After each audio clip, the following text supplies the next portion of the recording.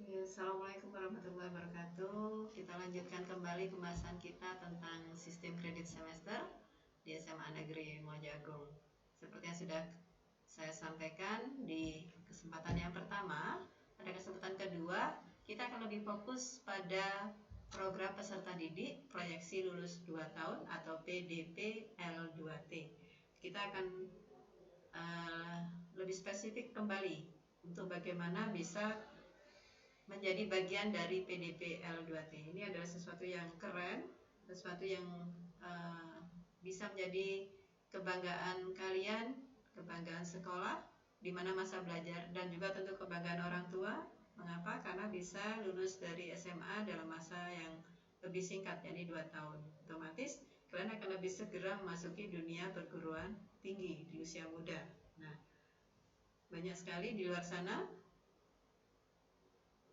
lulusan sarjana dengan nilai kumlot tapi dengan usia yang masih muda. Itu tentu adalah anak-anak yang memiliki bakat yang lebih atau di atas rata-rata. Baik, kita mulai saja bagaimana program PDP L2T di SMA Negeri Mojagung.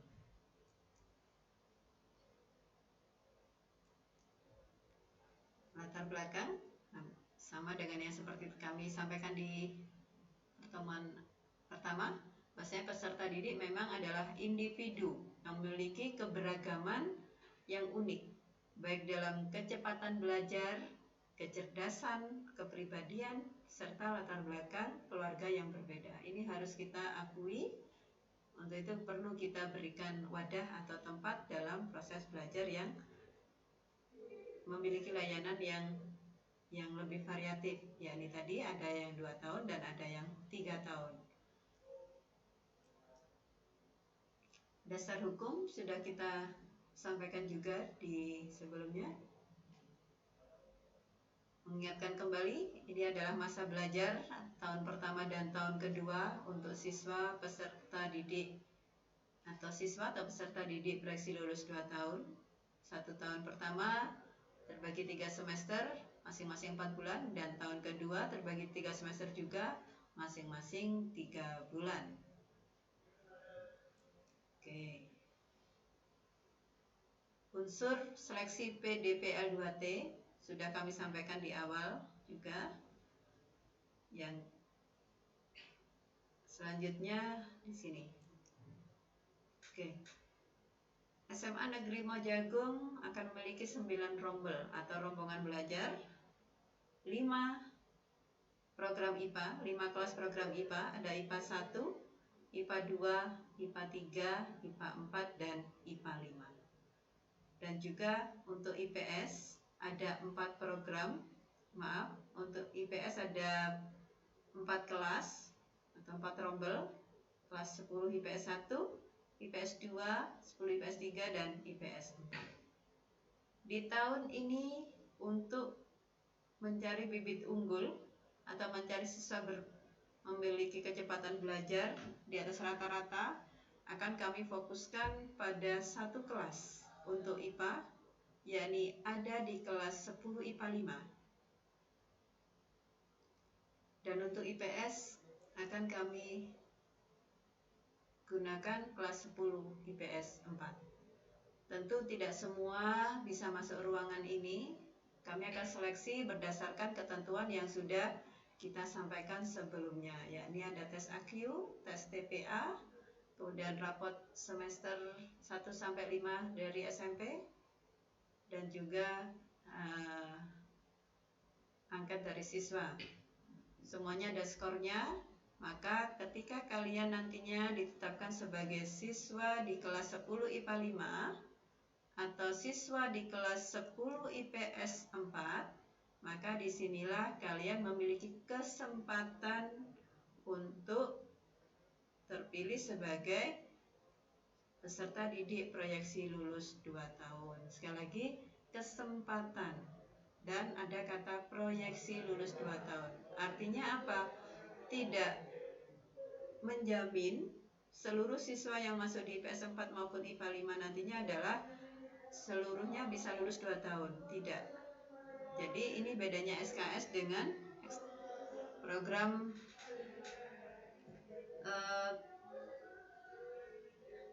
program yang sebelumnya pernah bergulir, yakni 2 tahun juga bisa lulus, tapi mulai dari awal sampai akhir bisa terlaksana. Sedangkan di SKS tidak demikian. Dalam perjalanannya, apabila ada siswa yang merasa berat untuk belajar dalam masa yang lebih singkat atau belajar harus cepat dan dia terlihat sudah kurang mampu, maka dia akan kita kembalikan ke kelas reguler. Dan untuk siswa yang masih bertahan dengan masa belajar cepat dan hasil yang maksimal, maka akan kami lanjutkan sampai dengan selesai 2 tahun.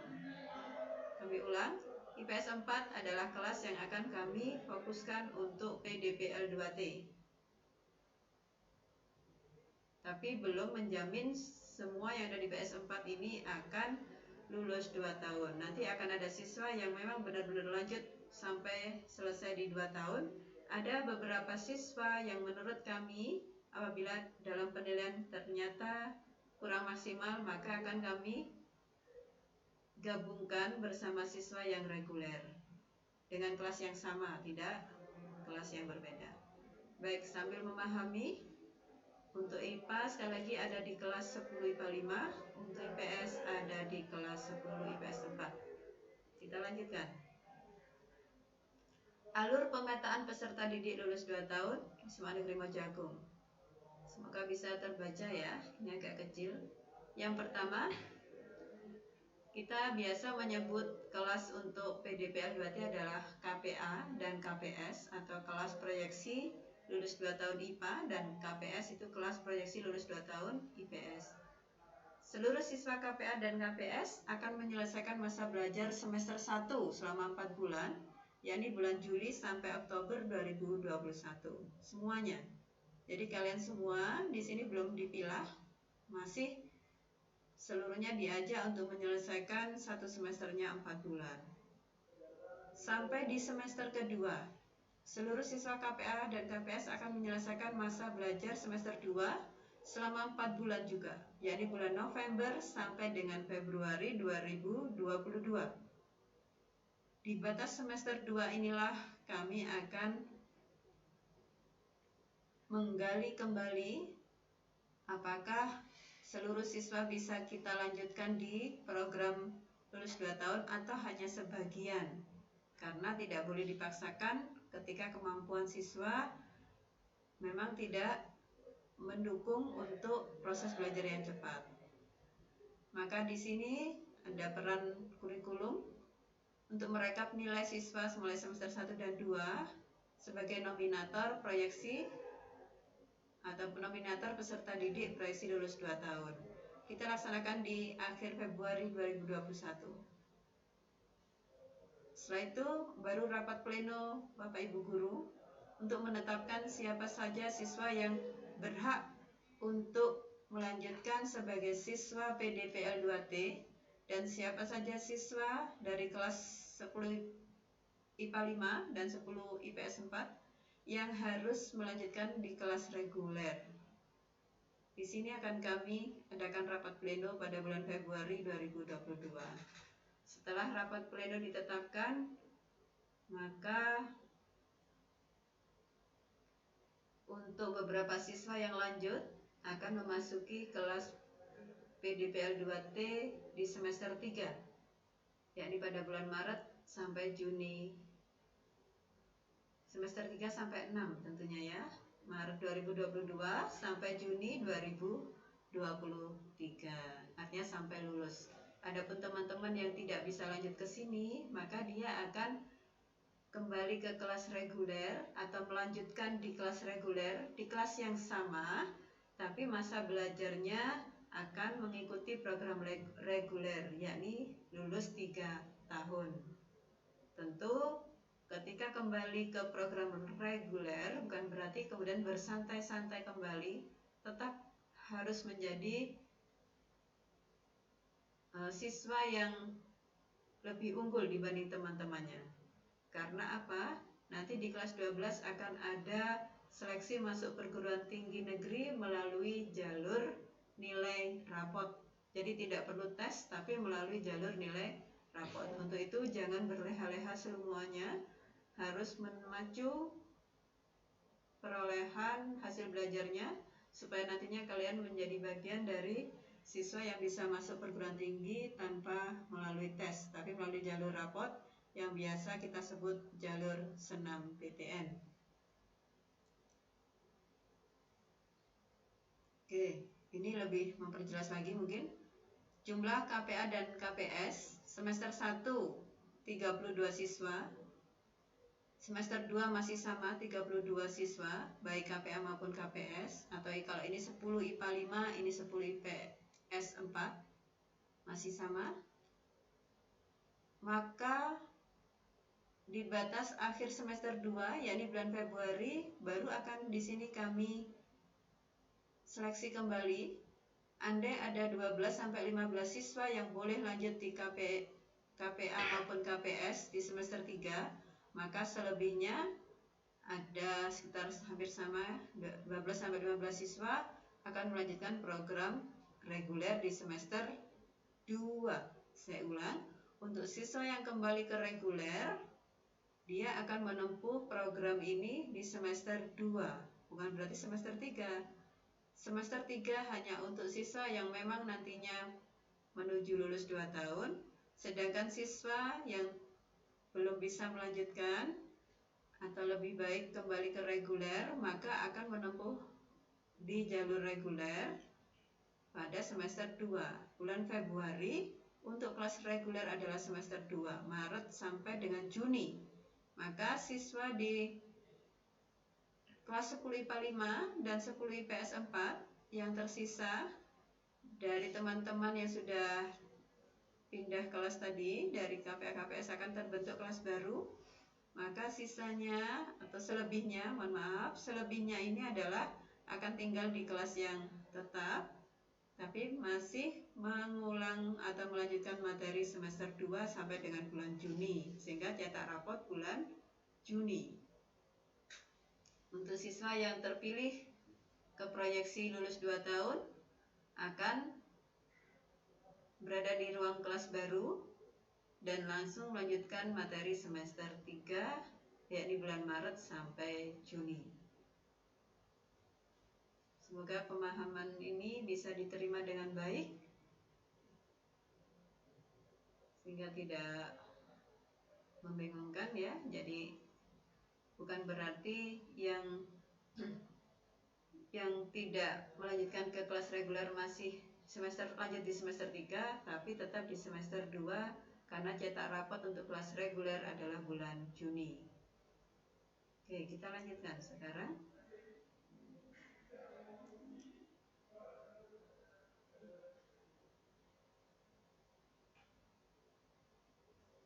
Ini memperjelas tadi.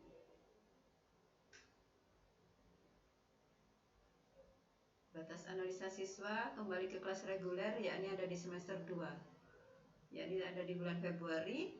Maka Februari, untuk itu Maret sampai Juni boleh kembali ke kelas reguler. Selebihnya akan melanjutkan di program lulus 2 tahun, Maret hingga Juni masuk semester 3. Dan tahun berikutnya akan ditetapkan formulasi siswa PDBL 2T mulai semester 3 sampai 6. Sudah terbentuk formula yang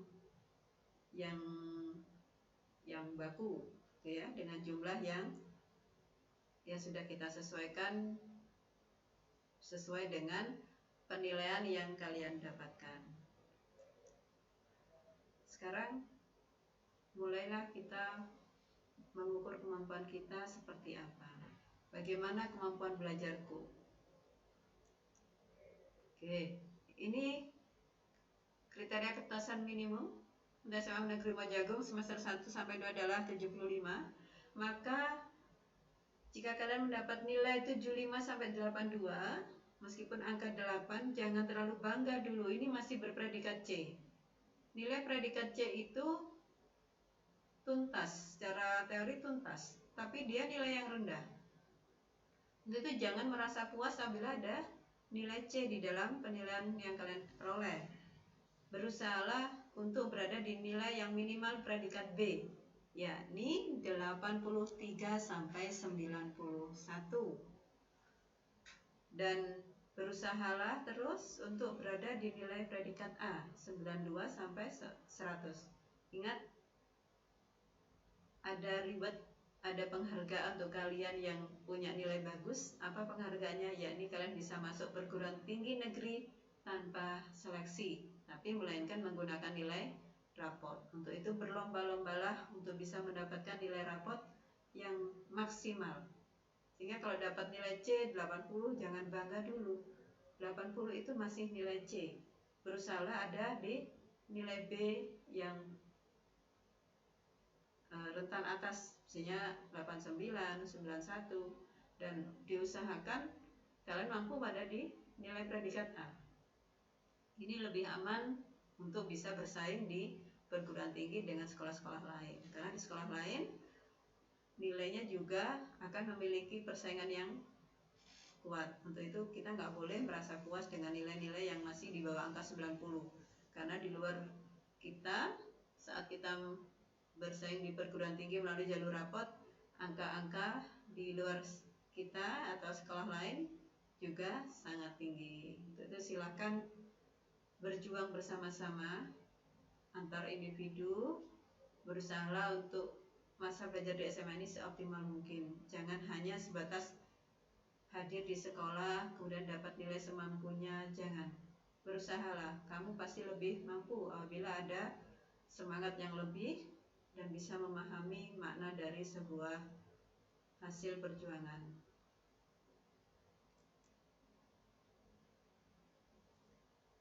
Ini apabila nanti mendapat nilai di atas 85 misalnya, otomatis sudah disebut tuntas pembelajaran, tuntas KKM, maka bisa lanjut ke adik-adik berikutnya sampai dengan cetak rapot bulan Oktober, yakni naik semester 2 untuk PDPL 2T. Sekali lagi, cetak rapot bulan Oktober untuk semester 1, kemudian naik ke semester 2. Bagaimana jika ada nilai yang kurang? Seperti yang tadi sudah disampaikan Bu Ani juga, ketika nilai itu kurang, maka silakan remedi. 85 memang sudah nilai tuntas, tapi dia nilai yang kecil. Ingat tadi kita berharap bisa dapat nilai 90 ke atas. Maka bila ada nilai 80, 82 itu masih nilai C. Untuk itu jangan merasa puas terlebih dahulu. Silakan meminta remedi pada Bapak Ibu guru. Kami berikan kesempatan meskipun sudah dapat nilai C ya, karena tujuan akhir kita adalah bisa dapat nilai B bahkan nilai A. Karena apa? Kita akan bersaing di perguruan tinggi nanti bersama teman-teman SMA dari sekolah lain di Indonesia. Maka sekali lagi jangan pernah merasa puas dengan nilai 80. Untuk itu silakan manfaatkan kesempatan remedi yang diberikan Bapak Ibu guru. Setelah remedi boleh lanjut ke KD berikutnya. Maka ketika sudah terpenuhi seluruh KD sama dengan yang tadi konsep pertama, pada bulan Oktober sudah selesai 1 semester untuk kelas PDPL 2T. Naik di semester 2.